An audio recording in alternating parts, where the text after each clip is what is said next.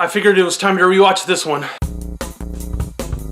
What's up, everybody? And no, I haven't seen the new trailer for the new remake of Poltergeist, but I figured I'd go back and rewatch the old one because I'm gonna watch the new one when it comes out anyways, even though I didn't watch the trailer. So let's get into Poltergeist, 1982, directed by Tobe Hooper of course, the Texas Chainsaw Massacre fame, and basically co-directed by Steven Spielberg. He's listed as a producer and a co-writer. Essentially, from what you read, he either was a co-director or he basically was the director. I guess Tobe Hooper was kind of like maybe just the lead man. Of course, I saw it when I was extremely young. My mom had to explain to me that the TV shut off at 2 in the morning because I didn't even know that back then. Of course, now TVs don't even shut off, so it's going to be interesting to see how they do that in the movie. I'm sure they'll just have, you know, snow for some other reason. Part of the problem with this movie being dated is that type of stuff. But let's get into it a little bit. Basically, Craig T. Nelson and his beautiful family, 3 kids and his wife, live in this beautiful suburb of California. He's one of the developers that worked on the housing development, and they're all new houses. Everything's beautiful.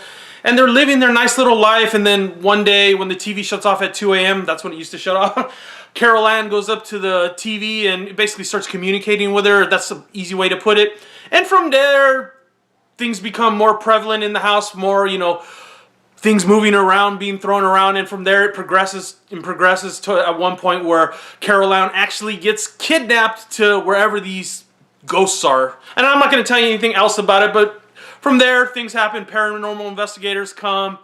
You know, the house gets worked on, basically, and you got to see it for yourself to get the rest of the story. I'm sure most of you have seen this movie. Let's get into the good and the bad. First of all, the good parts, that it's PG, because it should have really been at least PG-13. Of course, that didn't exist back then when this movie came out. And it even could be probably rated R, because there's some nasty freaking effects in this movie. And the effects are probably the best part of the movie, at least to me. It's a quality made movie through and through, because, you know, Steven Spielberg's got his name on it, so it's a technically well-made film, but the special effects still look a little dated, but they're pretty gruesome. There's a scene at the end where the mom's in a pool and all the skeletons and stuff, and those are real fucking skeletons, which I didn't know that until I was reading that today before this. I thought that was pretty cool. Apparently they were cheaper than fake ones back in the day.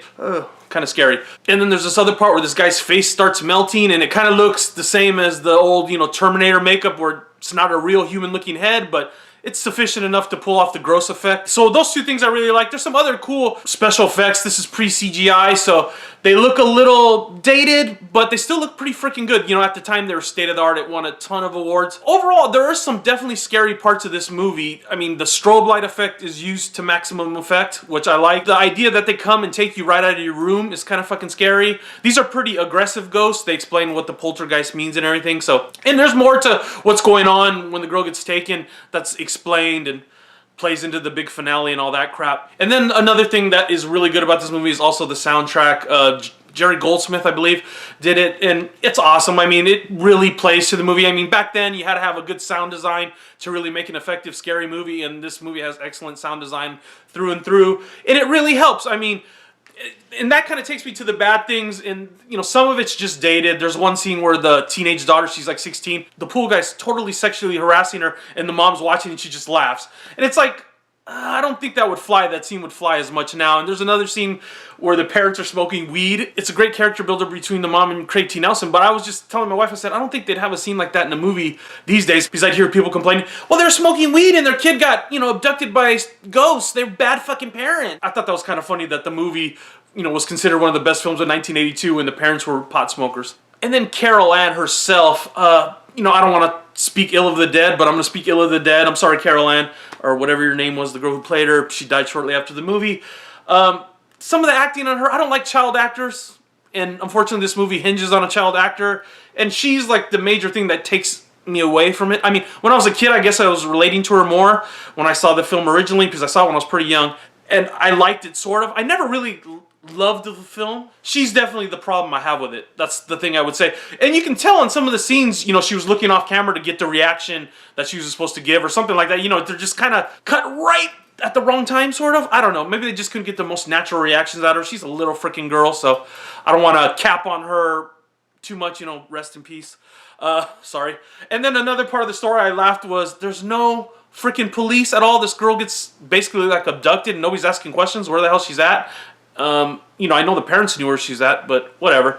Yeah, and at the end they have this really cool effect with, it looks like a vagina coming out of a wall. I called it the vagina from hell. I thought that was kind of cool. Good special effects, but they do look a little dated, especially with the tongues and like the big size skulls and stuff like that. The biggest problem I had was kind of the injection of the sitcom idea of with the happy-go-lucky family. And they do have a generally lighthearted feel to this film, so it's not that bad for most people. I don't like that stuff too much. You know, I've watched the film a few times, and basically, I'm going to say it's a 3.5 out of 5. I know that's a little low. It's definitely better than most films, most horror films. You know, the film quality is above average. You know, Spielberg's behind it. But I just didn't like the little girl, and the little brother annoyed me, and some of the effects look a little dated. I'm not saying don't watch it. I think if you're going to be a horror fan, you need to go back and watch the original, especially before you watch the new one. But 3.5 for me. And comment down below, what'd you think of Poltergeist? My battery's freaking running out. God damn it. That's the way the camera telling me to shut up, I guess. But yeah, what were your thoughts on the original Poltergeist down below? And I'll see you guys soon.